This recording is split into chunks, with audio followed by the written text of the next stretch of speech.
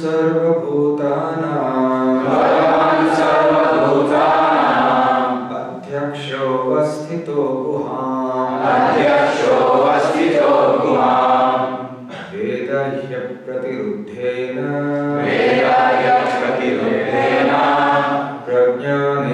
चिकीर्षितम् ब्रह्मोवाच भगवन् सर्वभूतानां अध्यक्षोऽवस्थितो गुहां वेदह्य प्रतिरुद्धेन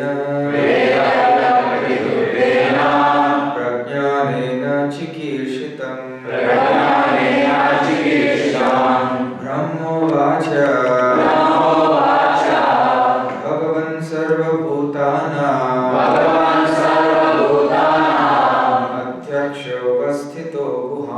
अध्यक्षोऽवस्थितो गुहां वेदह्य प्रतिरुद्धेन प्रज्ञानेन चिकीर्षितम् ब्रह्मोवाच भगवन् सर्वभूतानां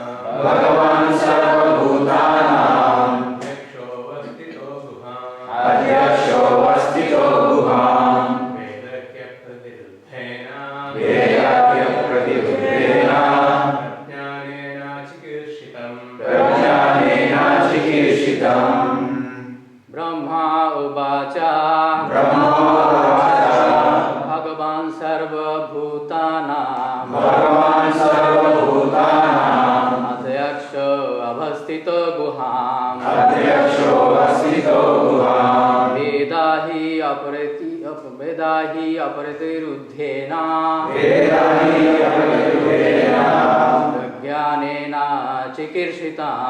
प्रज्ञानेन चिकीर्षितम् ब्रह्मोवाच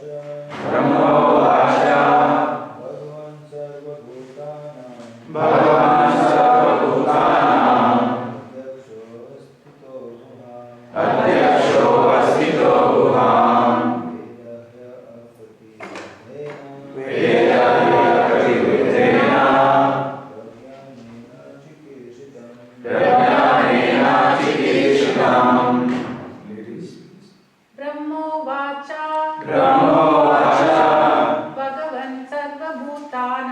भगवन् सर्वभूतानां अध्यक्षोऽवस्थितो गुहां वेदहि अपि प्रतिरुद्धेन प्रज्ञाने चिकीर्षितम् ब्रह्मोवाच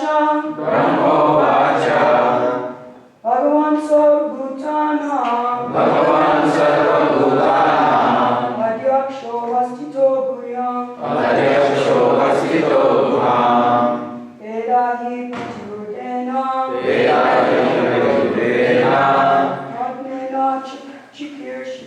प्रज्ञानेन चिकीर्षितम् Brahma Uvacha. But when it's pronounced together, it is Brahmovacha. So the two words, when it's split up, are Brahma and Uvacha. Uvacha means said. Brahma is, of course, Lord Brahma. But when the two words are combined, it becomes Brahmovacha, as it's written over here. Brahmovacha. Lord Brahma said, Bhagavan, O my Lord. So it is not Bhagavan here, it is Bhagavan. Yes, so not the long. So sometimes when in the form of address, it says Bhagavan. Bhagavan, O my Lord, Sarva Bhutanam, of all living entities, Adhyakshaha, Director, Avasthitaha, situated, Guham, within the heart, Veda, no, he, certainly, Apratiruddhena, without hindrance, Prajnanena, by superintelligence, Chikirshitam, endeavors. Purport and translation by His Divine Grace, A.C. Bhaktivedanta, Swami, Srila Prabhupada. Translation. Lord Brahma said, O Personality of Godhead, you are situated in every living entity's heart as the Supreme Director. And therefore, you are aware of all endeavors by your superior intelligence, without any hindrance whatsoever. Purport.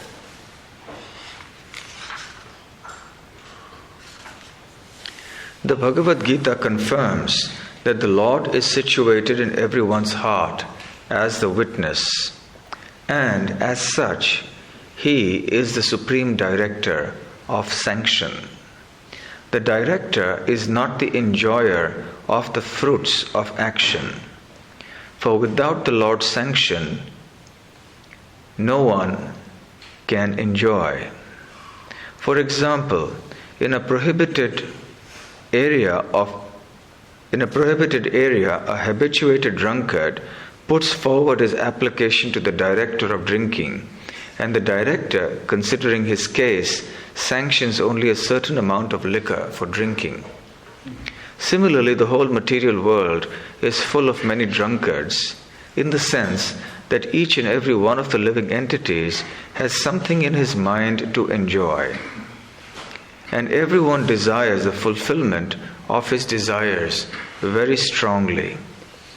The Almighty Lord, being very kind to the living entity, as the Father is kind to the Son, fulfills the living entity's desire for his childish satisfaction. With such desires in mind, the living entity does not actually enjoy, but he serves the bodily whims unnecessarily without profit. The drunkard does not derive any profit out of drinking, but because he has become a servant of the drinking habit and does not wish to get out of it, the merciful Lord gives him all facilities to fulfill such desires. The impersonalists recommend that one should become desireless, and others recommend banishing desires altogether. That is impossible. No one can banish desires altogether, because desiring is the living symptom. Without having desires, a living entity would be dead, which he is not. Therefore, living conditions and desire go together. Perfection of desires may be achieved when one desires to serve the Lord. And the Lord also desires that every living entity banish all personal desires and cooperate with his desires. That is the last instruction of the Bhagavad Gita. Brahmaji agreed to this proposal, and therefore he is given the responsible post of creating generations in the vacant universe. Oneness with the Lord therefore consists of dovetailing one's desires with the desires of the Supreme Lord. That makes for the perfection of all desires. The Lord, as the super soul in the heart of every living being, knows what is in the mind of each living entity, and no one can do anything without the knowledge of the Lord within. By his superior intelligence, the Lord gives everyone the intelligence to fulfill his desires to the fullest extent. And the resultant reaction is also awarded by the Lord. Om Ajnanatimirandhasya Jnananjana Shalakaya Chakshurunmilitam Yena Tasmai Shri Gurave Namaha. Shri Chaitanya Manobhishtam Sthapitam Yena Bhutale Swayam Rupa Kada Mahyam Dadati Svapadantikam Vandeham Shri Guru Shri Yudapadakamalam Shri Gurun Vaishnavamscha Shri Rupam Sagrajatam Sahagana Raghunathanvitam Tam Sajivam Sadvaitam Savadutam Parijana Sahitam Krishna Chaitanya Devam Shri Radha Krishna Padam Sahaganda Lalita Shri Vishakhanvitamscha Nama Om Vishnu Padaya Krishna Presthaya Bhutale Srimate Bhaktivedanta Swamin Niti Namine Namaste Saraswate Deve Gauravani Pracharine Nirvishesha Shunyavadi Paschatya Deshatarine Vancha Kalpatarubhyascha Kripa Sindhubhya Evacha Patitanam Pavanebhyo Vaishnavebhyo Namo Namaha Jai Shri Krishna Chaitanya Prabhu Nityananda Shri Advaita Gadadhara Shiva Sadi Gaura Bhakta Vrinda Hare Krishna Krishna Krishna Hare Hare Hare Rama Rama Rama Hare Hare Hare Krishna. The Lord has appeared before Brahmaji, has shaken his hands, has blessed him, empowered him to perform the very difficult task of creation of the universe. And now Brahmaji offers him prayers. In the very first prayer, he declares the all-pervasive nature of the Lord as a super soul living in everyone's heart. And because he is present in everyone's heart, therefore by his superior or super intelligence, he knows everything that's going on in our minds, in our hearts. He knows everything that we do. And there is no hindrance in this perfect knowledge of the Lord. As far as we are concerned, we human beings or we living entities, individual living entities, our intelligence is limited because we are not present everywhere. And even where we are present, there are hindrances to our understanding of the world around us. We are hindered by time, in the sense that we don't remember what happened in the past. We don't know what will be happening at present, in the future. And even at present, we are hampered by space. We don't know what's happening in the next room, what to speak of what is happening in another town or another country, another continent. We are also hampered by circumstances. Suppose we fall asleep in the class, we don't know what the speaker is saying. So even though we are not separated by space or time, but by circumstances, because we have fallen asleep, so then we don't know what has been spoken in the class. So time, place, circumstance, these things cause a hindrance to us. Sometimes there are physical obstructions, sometimes there are various kinds of hindrances or obstructions that come in the way of our understanding certain things or obtaining knowledge. So we cannot even actually understand clearly or properly what is going on within our own bodies. Let's take the act of eating, for example. We place some food into our mouth and we can understand something about it by taste. And we like it, we taste it, we chew it, and then swallow it. But once we swallow it, then we don't know what happens to it. Then it goes inside, we don't understand how it's getting digested. Even in the mouth, what's going on? In the throat, how it's getting pushed down through the throat and going down into the stomach, the intestines. How the process of digestion is taking place. How the food, the nutrients in the food get assimilated into the body. And then how they are transmitted throughout the body so that the body gets nourished. How is that food metabolized? How is that food metabolized so that ultimately it gets nourished? The body gets nourishment. and then we get strength and intelligence to perform our actions. We don't understand that. So there is direct knowledge, but even direct knowledge of ourselves we don't have. We just know that it happens. We assume, we presume it, we take it for granted that these things are happening in our body by the workings of nature. The only time we get worried about it when things don't happen the way they should. Then we have to go to a doctor. So, in the Srimad Bhagavatam also, it is said, Janmadyasya tonbayad itaratas charthesh abhigyaha swarat. Krishna is abhigyaha in the sense that he knows everything.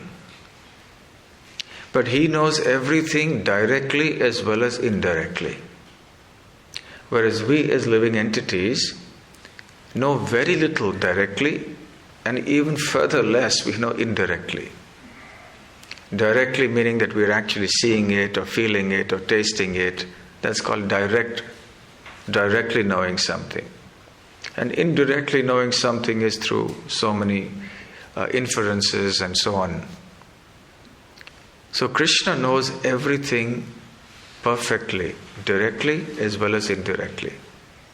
So we do not know even ourselves, our own bodies, directly and indirectly.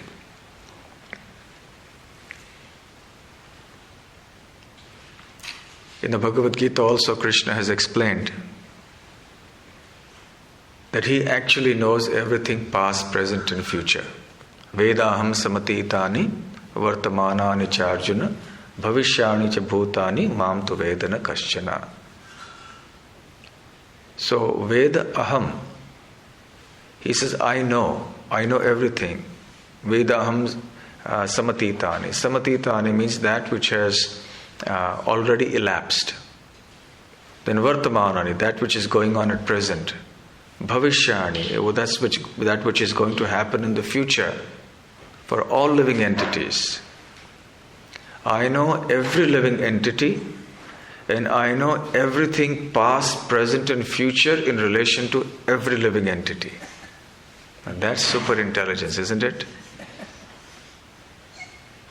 So this is an important statement Krishna makes in the Bhagavad Gita. I know the past, present and future of every living entity. But mam tu vedana kaschana, but no one knows me. Because Krishna is unlimited. Of course, Krishna knows himself. But apart from Krishna, no one knows himself. And why is it that Krishna knows every living entity's past, present and future? Apratiruddhena, because there is no hindrance to his knowledge. Time is not a hindrance to his knowledge. Time is a hindrance to our knowledge. Because of time, there is past, present and future. So many times people ask this question, why don't we remember our previous lives? You say that there is something like a past life. So why is it that we don't remember? If we don't remember there was a past life, why should we believe in it? So for us, there are many hindrances to knowledge. Time is one of them. And it's not just that we don't remember what happened in a previous life. We don't even remember many things that happened in this life. When we were in our mother's womb, we don't remember. When we were little children, we don't remember. We don't remember events that happened even a few minutes ago many times. So time is a hindrance. And also there are certain painful experiences which we undergo, like death and birth and so on, which again create forgetfulness. They cause hindrances or obstructions to our memory. In the Bhagavad Gita, Krishna also says, Bahuni me vyatitani janmani tavacharjuna. He says that I remember everything. You and I both have had many, many lives. But I remember all of them and you don't remember them. So Krishna remembers all the past appearances he has made. But we do not remember, thankfully. So because we have hindrances, Krishna's understanding and knowledge is free of hindrances because he is superior to everything that could possibly cause a hindrance. But we are under the control of all those things that cause hindrance. Only something that is superior to you can cause a hindrance. But nothing is superior to Krishna. So what can cause an obstruction for him? So we are therefore obstructed by the material nature, and we are obstructed by time, the time factor. But Krishna is the controller of the time factor. Time is his energy. He is also the controller of the material energy. So therefore these two can never be hindrances for him. And because time and space are not hindrances, Krishna is present everywhere. And because he is present everywhere, he knows everything. Nowadays, we are human beings try to be present everywhere by other technological means, like placing CCTV cameras everywhere, so that we try to be present everywhere indirectly. So we get information what's happening in this part of the premises, what's happening in that room. Or we have bugs, spies, espionage agencies are always bugging the enemy's rooms and areas so they can hear what's going on. Or they place these secret cameras and do sting operations so they can secretly film things. So we try to be present everywhere artificially through technology. Or we try to be present everywhere indirectly through other people. We have our spies who are everywhere, informants who are everywhere giving us information, what's happening here, what's happening there. So we try to obtain information through various sources. And thus we try to be omnipresent. But that's not possible. But Krishna is directly present everywhere. Andantarastha paramanu chayantarastham golok eva nivasatya khilatma bhuto. So Krishna, Brahmaji says in his Brahma Samhita, is present in Goloka Vrindavan, in his original kingdom. But at the same time, he is also present in every atom, not just in the heart of every living entity, but also in every atom. So since Lord Krishna is present everywhere, he can see everything, he can hear everything, he can feel everything. So he knows everything. Suppose we were able to expand ourselves to be present in every room in the temple premises, then we would know everything that was going on in every room. Of course, that's not possible for us, that's another question. But even though we are present in every room, still we wouldn't know everything. For example, I don't know what you're thinking about right now. What's going on in your mind? That I cannot know. The only time I can know what's going on in your mind is when your eyelids are closed. That's when I can understand, yes, you're probably dreaming of prasadam or something. But Krishna is actually present everywhere. And Krishna is the super conscious being. Therefore, he has super senses, he has spiritual senses. And with those senses, he perceives things just as we do. In fact, unless Krishna perceives, we cannot perceive anything. We cannot see, hear, touch, taste, and smell unless Krishna does so. So Krishna is the original experiencer of everything. So because Krishna is all-pervasive in the form of the Super Soul, who is present even in every atom, therefore he knows everything. So people generally do not understand what God is or who God is. Therefore we find that if somebody exhibits a bit of mystic power, some innocent and gullible people immediately declare that person to be God. And that so-called God also becomes so illusioned by this little display of power that he doesn't deny that he is God. When confronted, he will say that I never said I am God. But then if he doesn't think he's God, why doesn't he deny it when his followers declare him to be God? Maunam sammati lakshanam. Sometimes silence is evidence of acquiescence, that means of agreement. So if somebody says, you are God, and I keep mum, that means I agree with what he's saying. I need not say, yes, I am God. The fact that I keep quiet when somebody proclaims me to be God is indication that I agree with him. So because of the exhibition of a little mystic power, then we think somebody becomes God. So we have no idea what it means to be God. So is it possible humanly for anyone to know anything, everything that is going on everywhere at all times?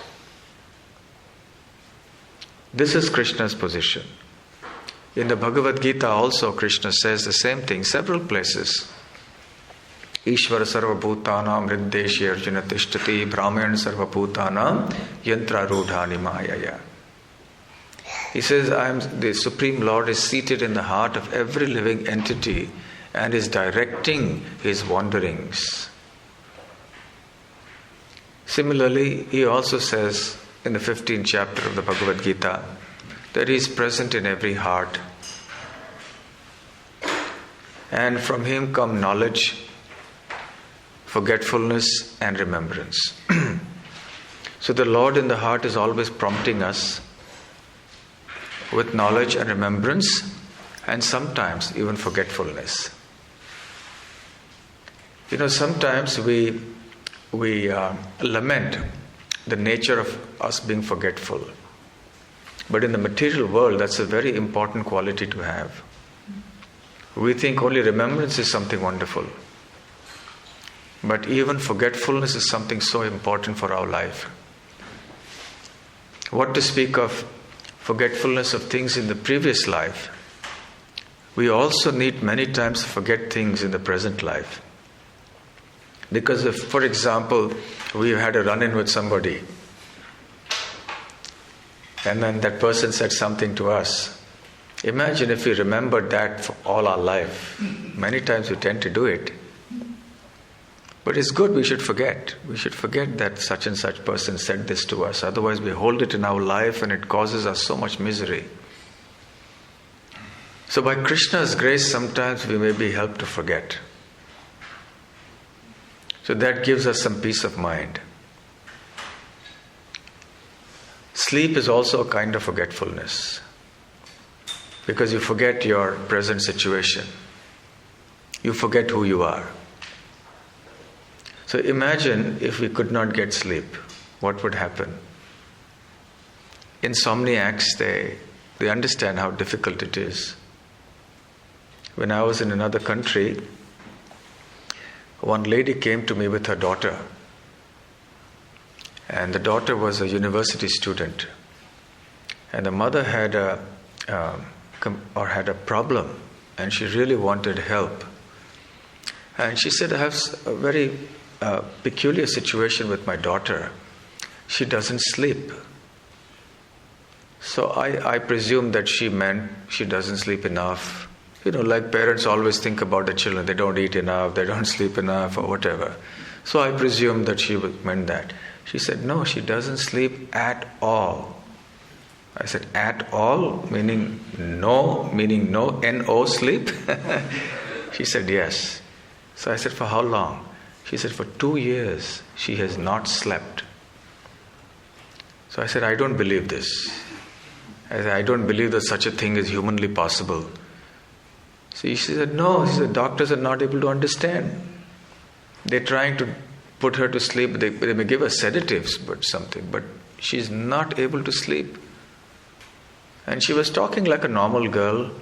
She said, I feel a little tired, but I just can't sleep.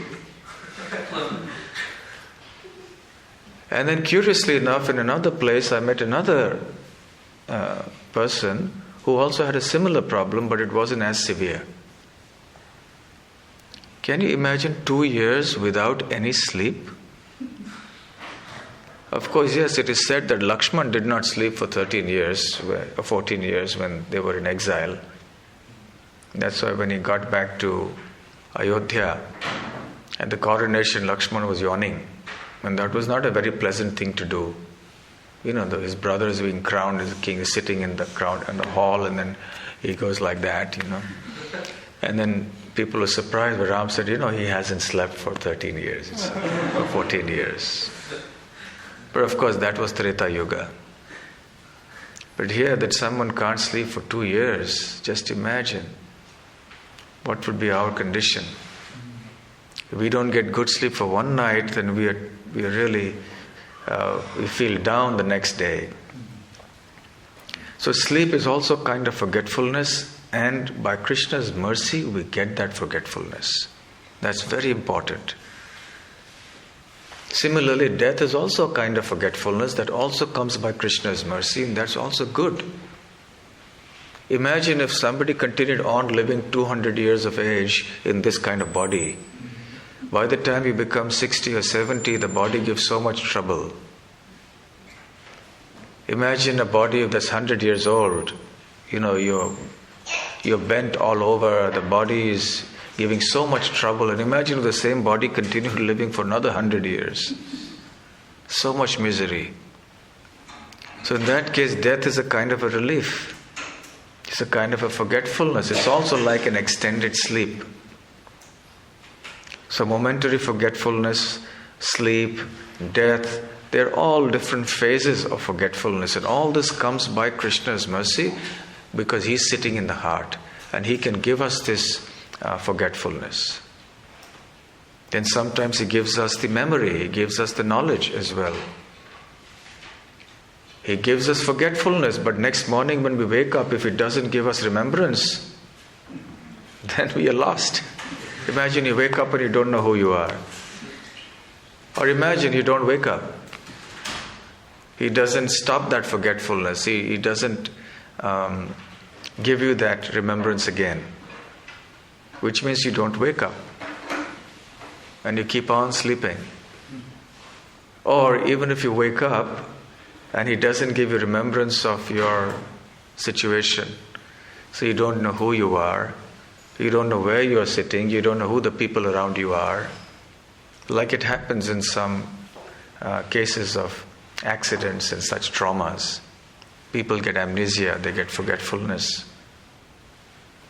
So Krishna, as it were, from within the heart, is turning the knobs, turning the switches. Forgetfulness, knowledge, remembrance, forgetfulness, knowledge, remembrance. He's turning. According to our karma, according to our destiny, according to what He thinks we deserve, He switches the knobs from this end to that end, all this, the spectrum, entire spectrum. He switches and turns, and still we think we are in control. We desire and we deserve. And according to what we deserve, then Krishna fulfills. Srila Prabhupada mentions here that the Supreme Lord is a facilitator, the fulfiller of our desires. In the Bhagavad Gita also Krishna says, Upadrashtanu mantacha bharta bhokta maheshwaraha paramatmeti chapyukto dehesmin purusha paraha. He says there is a superior Purusha or enjoyer in the body. He is the Paramatma, the super soul. Dehe asmin. So inside the Deha, inside the body, there is Purusha Paraha. There is a supreme enjoyer.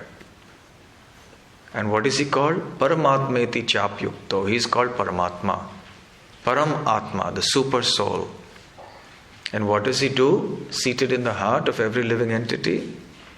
Upadrashta, Anumanta, Bharta, Bhokta. He is the overseer of everything that's going on in that living entity's life. He is a witness. He is a permitter. Anumanta means one who gives permission or sanction. He is the Lord and Master. He is the enjoyer, the true enjoyer. So therefore, sitting in our heart, He witnesses everything. He understands our innermost desires even better than we do. So we can't cheat Krishna. We can't hide anything from Krishna. There was a little story about one ancient Gurukul, where a teacher has many children with him. They were living in the countryside, and one time he gave them a test. He said, now is the time for an examination. Let us see if you can pass this. He gave each of them a fruit and said, you go and eat this fruit in a place where no one is watching you. So they all dispersed in different directions. One of them must have been really hungry. He just went behind a bush and ate the fruit. The other one went somewhere in a cave. The third one went in the dark jungle. And someone went, everyone went to different places. So they all came back and said, oh Gurudev, we have eaten the fruit in a place where nobody saw us. We hid ourselves very nicely, and so we could eat the fruit. And then one little boy came back very late, much after everyone else had come back, and he still had the fruit in his hand. So the teacher asked him, what happened? Why didn't you eat the fruit? He said, Gurudev, it's not that I didn't want to follow your instructions, but I just couldn't because I couldn't find any place where nobody is watching me. So the Guru wanted to test him. So he said, well, what about this boy? He went into the cave, this one went behind the tree, this one did that, and you could have also hidden in a place where no one's watching you. So the boy replied, but God is watching me everywhere. So how could I find a place where nobody is watching me? Even in the forest, the trees are watching, the birds are watching, the insects are watching, the moon and the sun are watching, the four directions are watching, the different gods are watching, the Supreme Lord is watching everywhere. So he said, yes, you are the most intelligent student among all my students. Practical application of philosophy. So Krishna is watching from everything we do, every thought we have. There's nothing that Krishna doesn't know in our life.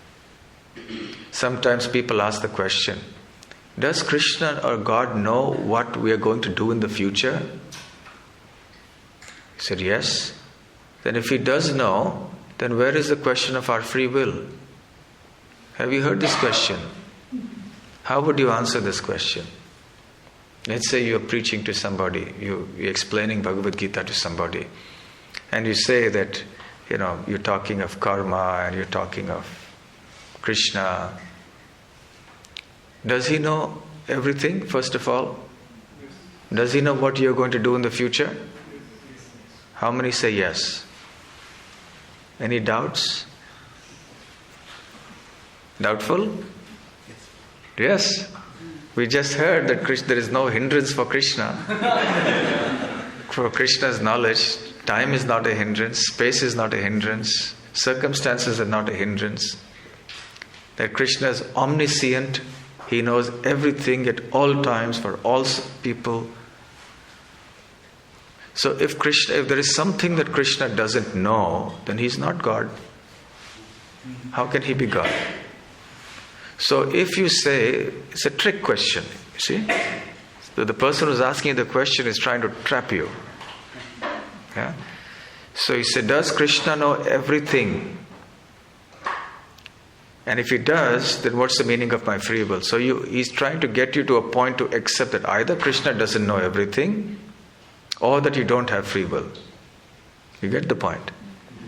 So the first question, therefore, does Krishna know what we're going to do in the future? 1 moment in the future, 1 year in the future, 1 million years in the future? Yes. Otherwise he can't be God. So the next question, if he does know the future, then if he doesn't know how I'm going to act in the future, then where's the question of my free will? Who would like to answer that? Yes. Maharaj, he even knows what we are going to do with the free will. He knows how we act under the modes of goodness, passion, or ignorance. He knows everything, so he knows how to interact under the free will. So then do I still have my free will? Yes. How? He knows everything. Yeah. He knows how I will act.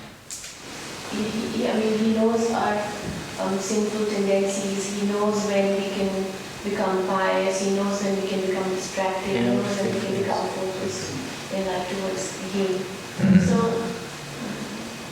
Yes, actually you answered the question in the first line itself. He knows how we will use our free will. That's the correct answer.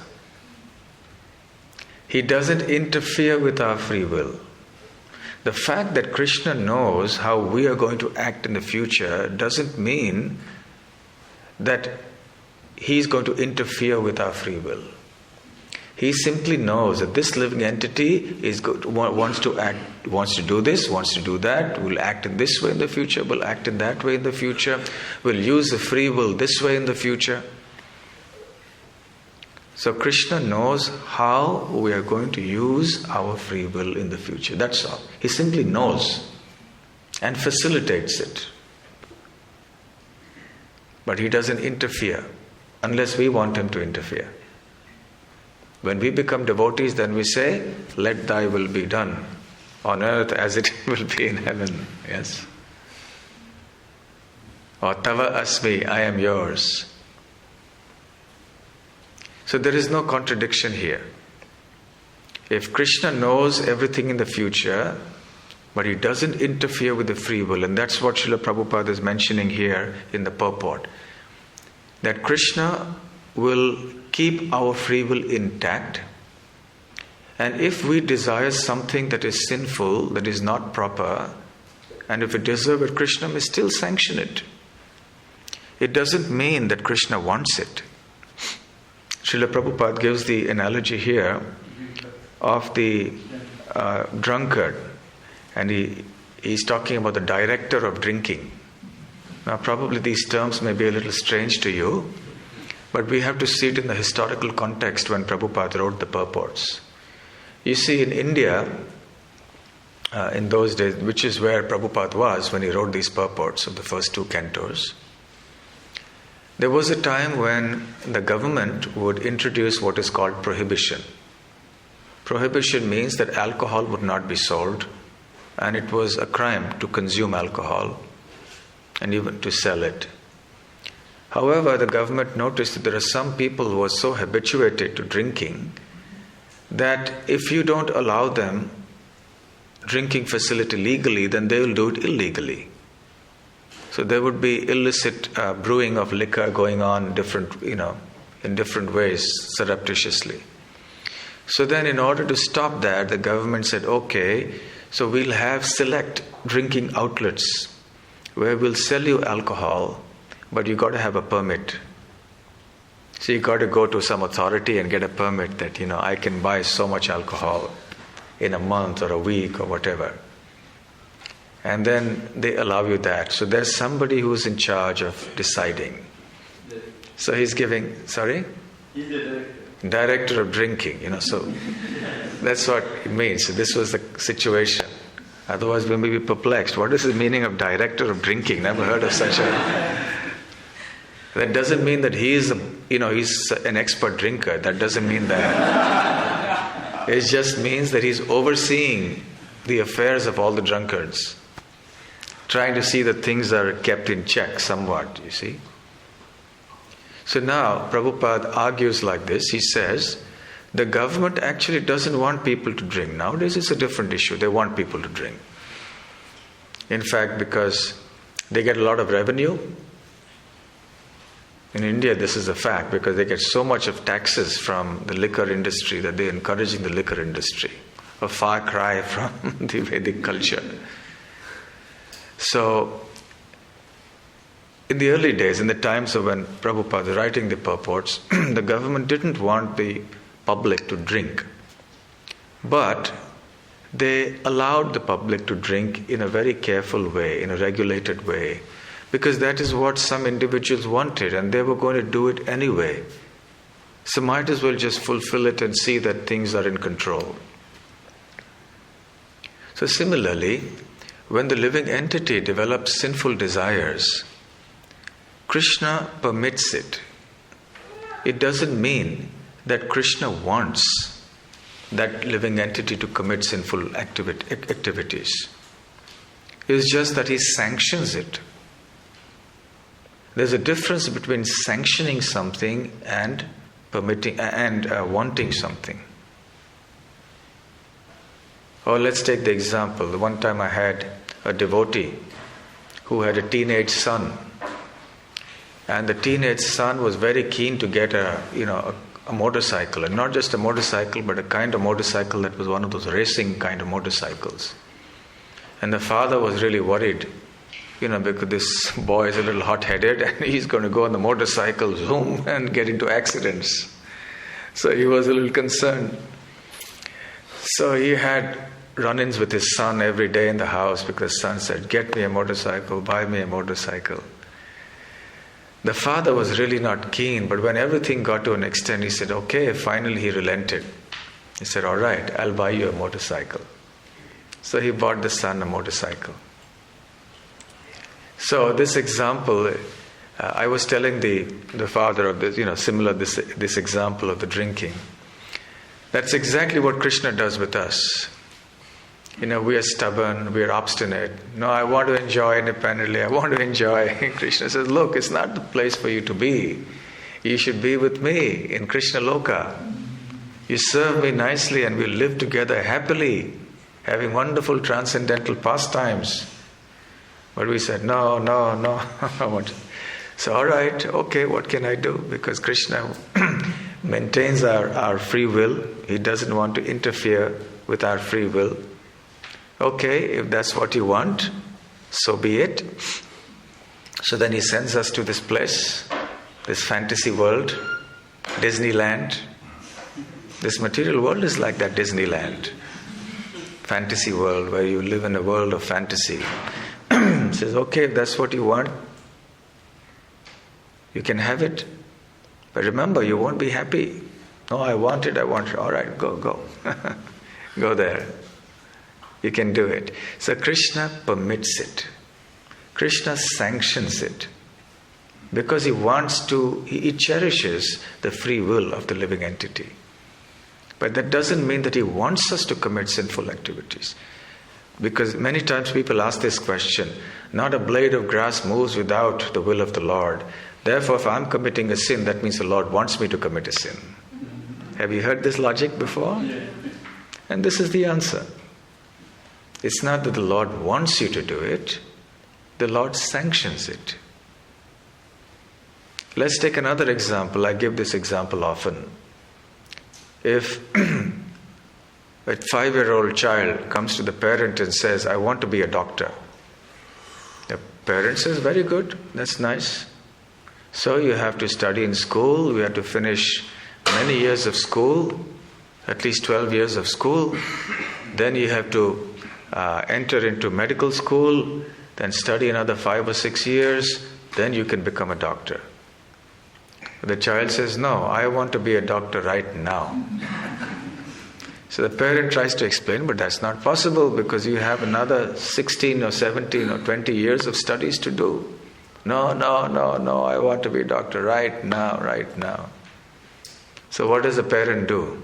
So all right, goes to the market, buys a little, toy medical kit, a plastic stethoscope, and then, all kinds of things with some knives for surgery and everything. Says, "Okay, now you're a doctor." So the child sits there, has got his operating theater, has got his, got little medicine kits and dispenses medicines to everybody. "Yes, you are sick here. Yeah, I'm going to do surgery on you, cutting up your stomach and everything." The child is in bliss for some time, or he thinks he's in bliss.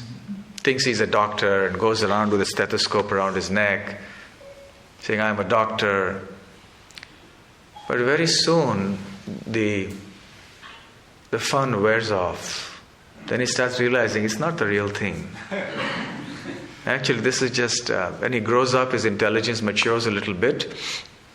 Then he understands, actually, this is not fun anymore. Now I should go for the real thing. I should become a good student, get good grades, and then get into medical school and I'll become a real doctor like that. This was just a dream world. So in exactly the same way, when we want to do something that's impossible, in other words, try to enjoy independently of the Lord, then Krishna says, okay, I've got the place for you. Here's the material world, here's your toy stethoscope, and enact all the fantasies you want here. And we come here and enact these fantasies. I am the Lord of all I survey, I am the enjoyer, I am the proprietor, I am the controller, I am this and I am that, and under the spell of illusion, we attempt to enjoy life in this material world.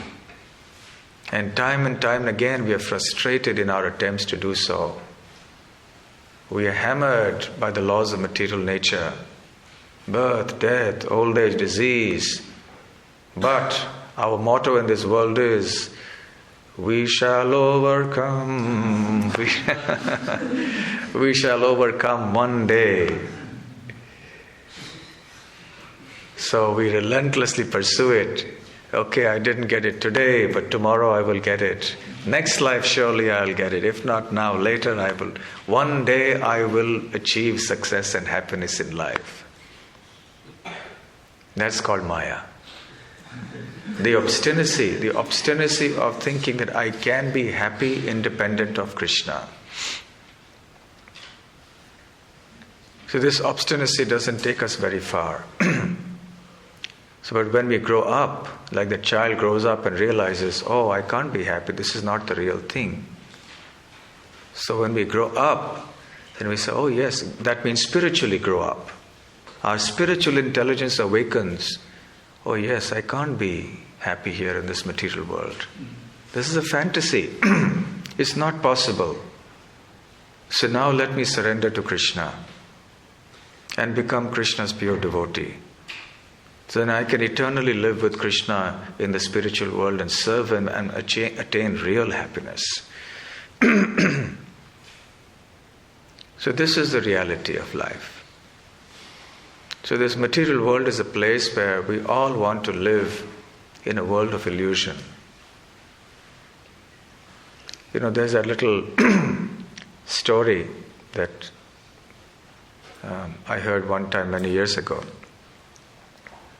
Of course, here you don't have washermen, you have laundries, shops, you just give it to the laundry.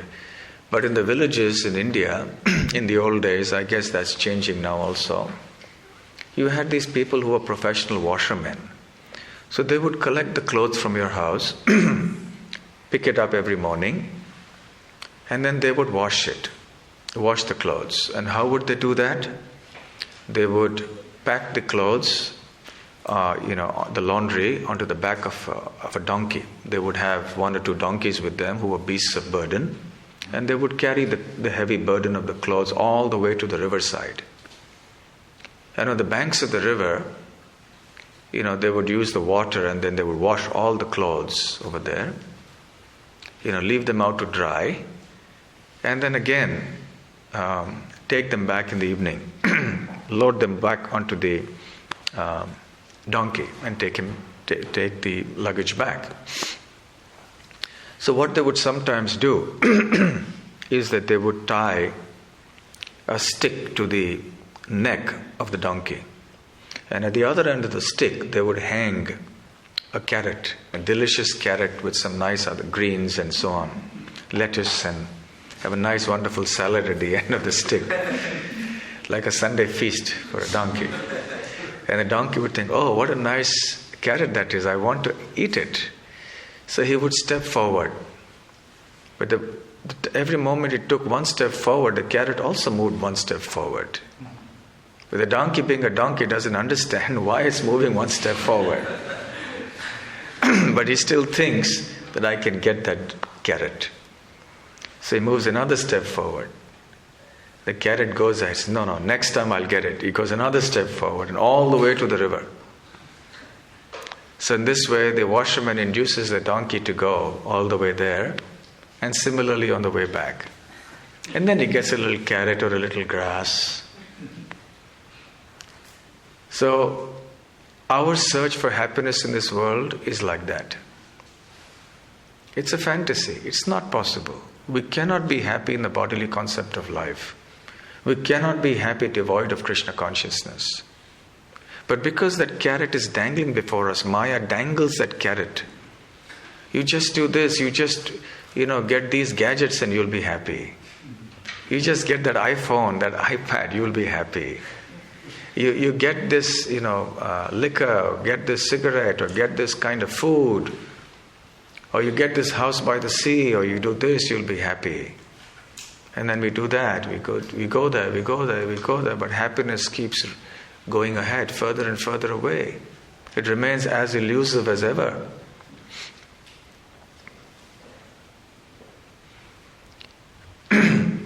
It's never going to happen. And since we are on the subject of donkeys, I thought I remembered another story. Might as well complete the quota of donkey stories. One time there was one donkey and he was grazing around, and he suddenly happened to meet an old, school friend of his. From the time they were young friends. And so they bumped into each other. So they naturally exchanged pleasantries when talking of the good old days when they were in school together, and then they exchanged notes. So what are you doing these days? So the first one said, I'm a freelancer, I just graze wherever there's grass available everywhere. I just eat that and I survive. So he asked him, what are you doing? He said, I've got a good job. Really, what kind of job do you have? He said, I work with a washerman. I said, really? So that's hard work. You have to carry the clothes all the way to the river and back, and you got to do it many times a day. He said, yes. He said, why do you do it? I'm here, I can just graze everywhere and there's grass available free, and I can eat this grass and be healthy and happy. So the second donkey who was employed with the washerman, he said, I'll tell you the secret. You see, the other day, what happened is that my master, that is the boss, his daughter committed some big mistake. So the father started shouting at the daughter. And he said, you are such a fool. If you do this mistake again, I'll marry you to my donkey. So he said, I'm waiting for that day.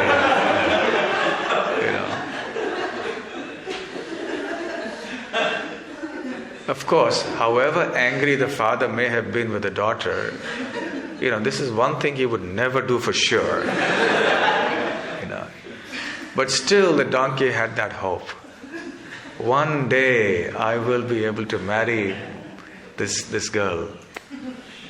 So our hopes for happiness are like that. One day I shall overcome. Never give up, never give up. So therefore we go on life after life, millions and trillions of lives. We don't know how many lives we have spent here in this vain search for happiness. And Krishna descends very kindly into this world in so many different ways. Through the scripture, in the form of His holy name, through the association of devotees and saintly persons, in the form of the deity. And see, Krishna is waiting, patiently standing. All he does, he's just standing there waiting, playing his flute. Come, come, come. He's inviting us.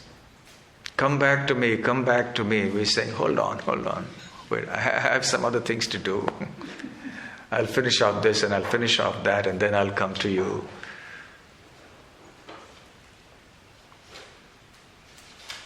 There was a great devotee in India. His name was Tukaram. Prabhupada spoke about him sometimes. And in the western state of Maharashtra, Tukaram is very popular. He was an out-and-out devotee, pure devotee, undoubtedly. He wrote many, many beautiful songs about Krishna. And so eventually, as the saying goes, there's folklore about him. It says the time came for him to leave this world, and he could actually see the Vishnu Dutas coming in a vehicle. And the Vishnu Dutas came and invited, yes, come back, we are taking you back to Vaikuntha. And so he was about to go, then he thought he'd ask his wife. You see, he used to always have family problems because his wife was not a devotee. And she did not like her husband to be so involved in Krishna consciousness. Because he used to be so involved that he would neglect working for a livelihood. Somehow Krishna would provide, but it was a hard life. So his wife was very, very bitter about this whole thing. So she didn't like it at all, and she would constantly torment him and taunt him and have quarrels with him.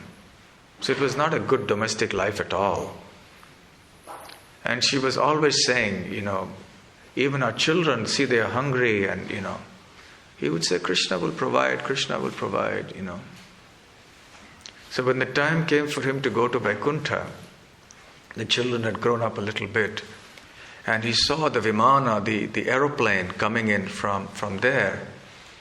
Then he went to his wife, come, why don't you come with me? Because he told the Vishnu Dutas, look, let me take my wife along with me when I come to Vaikuntha.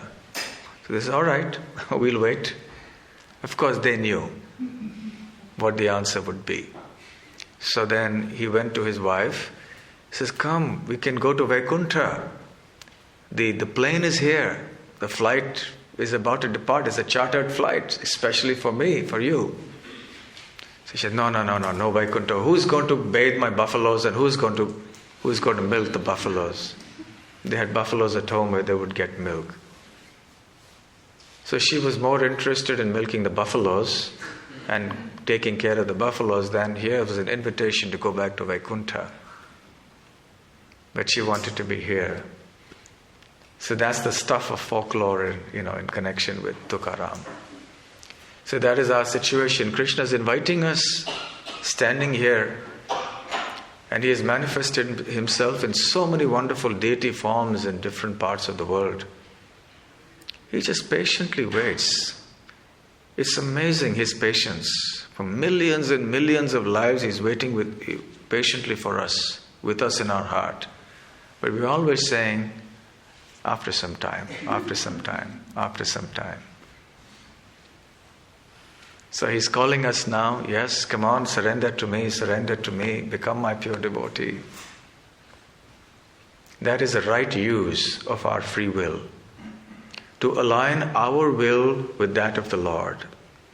Just like iron filings align themselves in the direction of the magnetic poles when there is a magnet, automatically. Similarly, we should also align our consciousness and our desires with Krishna's desires. So Krishna is a transcendental magnet, and we are the iron filings, little small iron filings. So we got to align ourselves north-south in the same direction. But there's one condition in which the magnet is not able to attract the filings. What is that condition? Sorry? Rust. When the iron filings get rusted, then they don't get attracted to the magnet, because the rust prevents the attraction from happening. It interferes with the magnetic attraction. So similarly, Krishna's attraction is overwhelming. He's all attractive. And in fact, he's so attractive that it's a miracle that we can't get attracted to him. That if there's somebody who doesn't get attracted to Krishna, that is a miracle. Nowadays, in this material world, we think it's a miracle if someone is attracted to Krishna. But actually, it's a miracle that people are not attracted to Krishna, because he's the all-attractive personality of Godhead. And the only explanation for people not getting attracted to Krishna is because of Krishna. Because of Krishna's illusory potency. That covers the living entity like the rust covers the iron filing. And therefore it prohibits or inhibits the living entity from getting attracted to Krishna. But when that iron filing, you rub it and you scrape off the rust, then gradually, to the degree you've scraped off that rust, the iron filing starts getting attracted once again to the magnet. The magnet is as powerful as before, but now we start removing the covering of rust. And then the attraction once again manifests. Similarly, by chanting the holy names of the Lord, Cheto Darpana Marjanam, as we've been discussing in the last 2 evenings, then the rust of material consciousness that's covering the soul also gets cleansed, gets scraped away, washed away.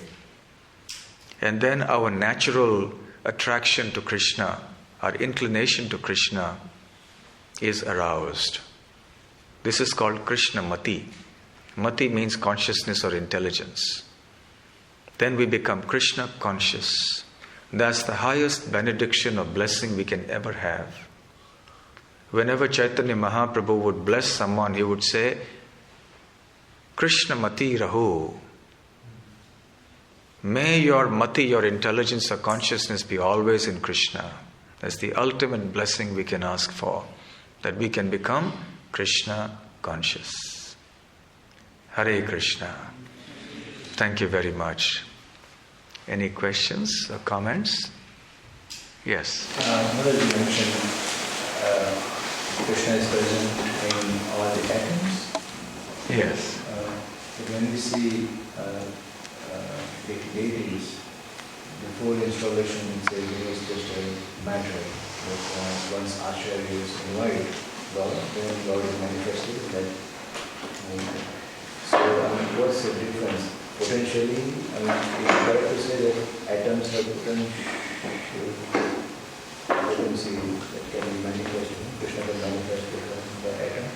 Or is he actually present in all atoms? Is Margaret can manifest? The question is that if Krishna is present in every atom, but then we see that when the deities are installed, it is said that after the installation, then the Lord manifests himself as the deity. So how are we to understand that? Does it mean that Krishna wasn't present in the atoms before that constitute the deity? Well, that's a separate phenomenon. You see, Krishna is present not just in the atoms that constitute the stone of which the deity is constructed, but Krishna is present in every atom everywhere, all over the creation. But when we say that the deity is non-different from Krishna, it means that the particular form in which that stone has been crafted, it becomes non-different from the deity, from Krishna. Krishna manifests his presence in these material elements, whether it's stone or wood or clay or jewels, etc. So he manifests himself directly as the entire deity. So this is a separate concept than the fact that he is within every atom. That he remains anyway, in every atom, not just in the stone of which the deity is sculpted. Yes? He kindly agrees to manifest himself in these material elements, because their material elements are also his energy. So he can manifest himself as he likes, and he can unmanifest also if he doesn't want to be there. So therefore, when people attack a deity, we talked about it maybe in the first lecture I gave here when I came. So even if they succeed in physically harming a deity, Krishna may unmanifest himself when he likes from that deity. He may manifest himself, and he may also unmanifest himself as he chooses. Right? Any other question? Yes. Will there eventually be a time where all jivas go back to the spiritual world? Eventually, will all jivas go back to the spiritual world? We don't know. Haridas Thakur says not likely.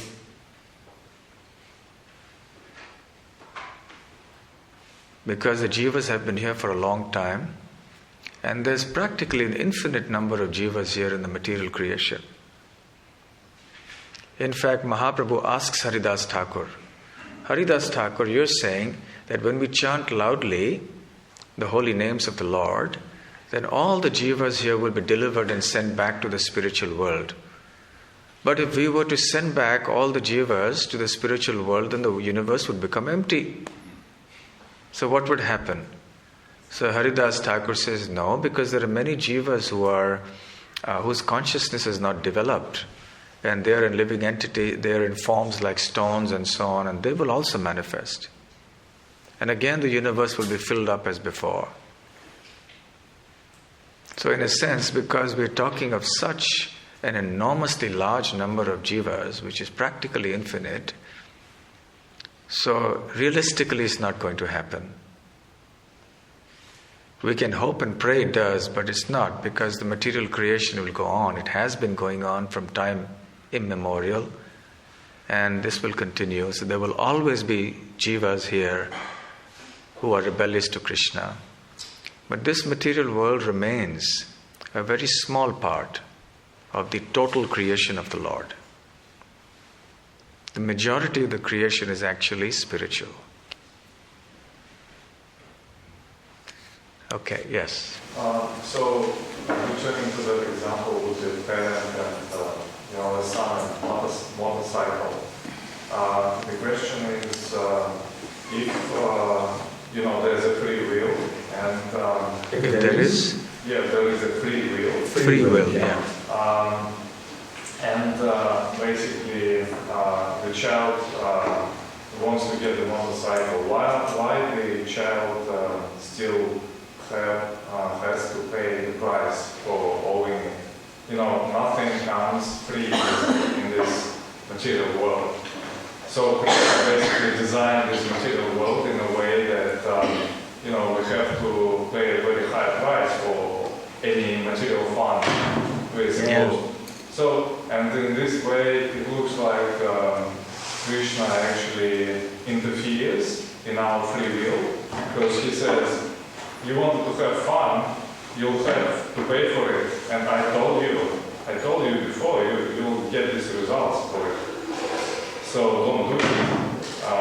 But is it like, why Krishna couldn't create a world where we don't have to pay the price? Is it like...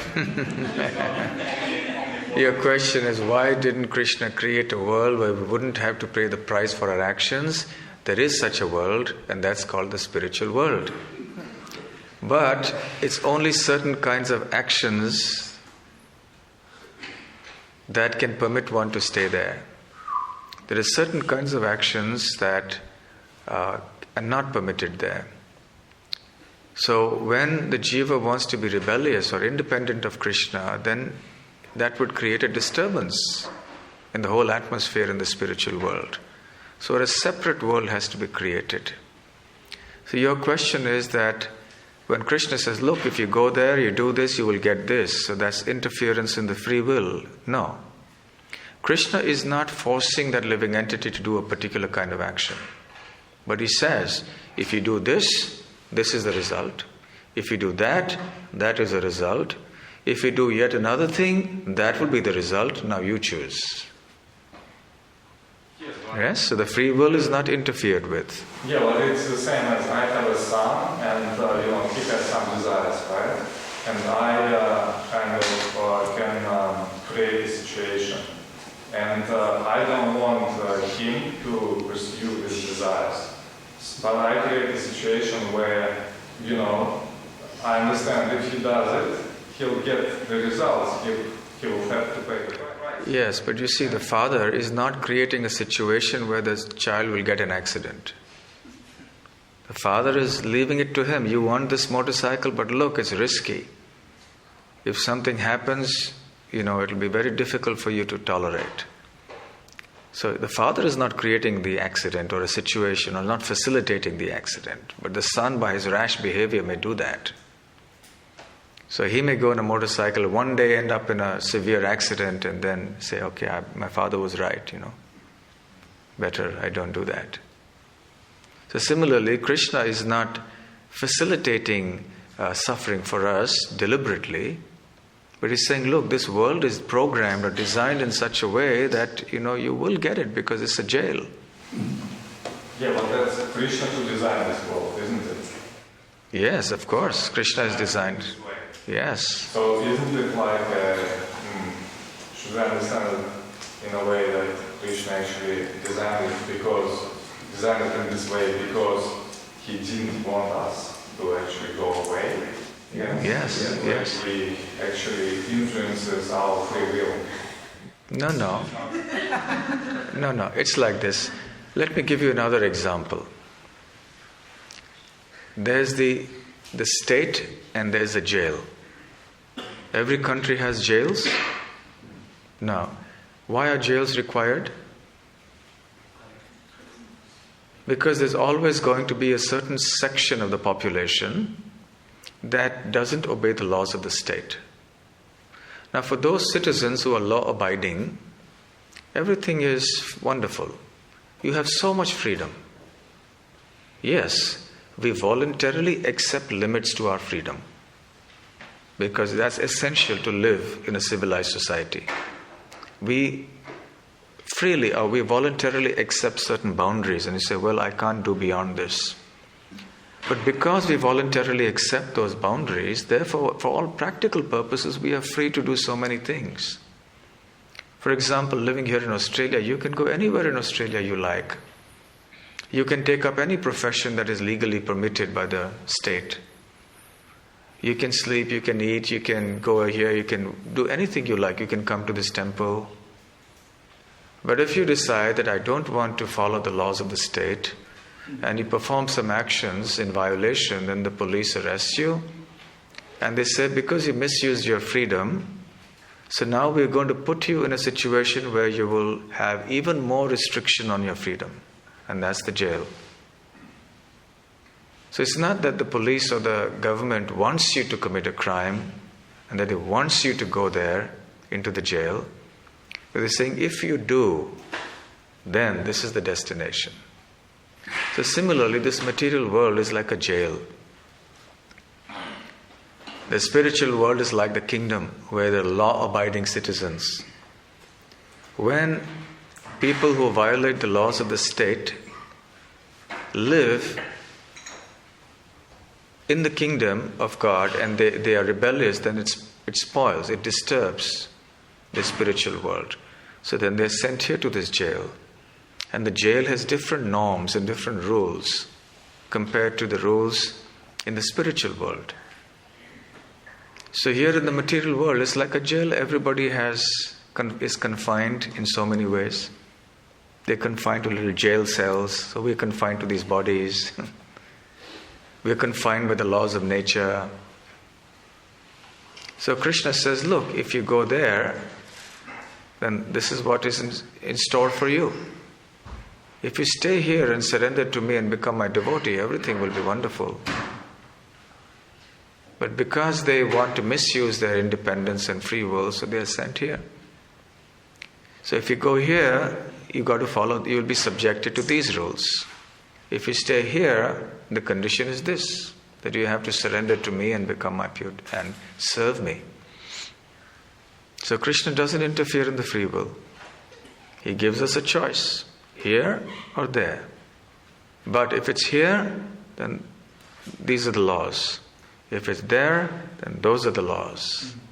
Take a choice. Right? Even after speaking the Bhagavad Gita to Arjuna, Krishna says, Yathechasi tatha kuru. Okay, Arjuna, I have told you the whole message of the Bhagavad Gita. Now it's up to you. You do as you choose, as you think fit. So even Krishna doesn't force Arjuna, but he tells him, if you cultivate the demoniac qualities and commit sinful activities, these are the destinations you'll have to go to. If you cultivate the divine qualities, then this is the destination you'll reach. The choice is yours. Right? So he's not interfering with the free will. Is it clear? Yeah. So it looks like is it, the right understanding that Krishna is basically he's himself following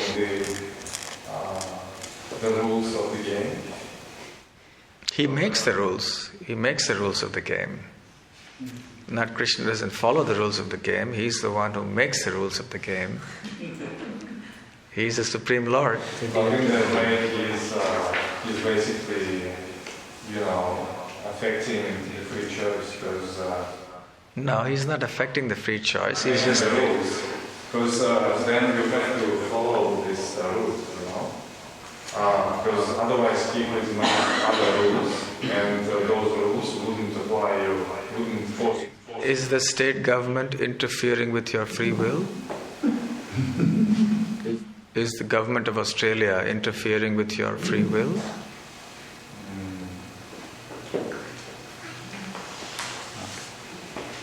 Well, probably not. Yes, the same way Krishna is not interfering with the free will of the jivas. But is the state interfering with the free will of prisoners in the jails in Australia? Why?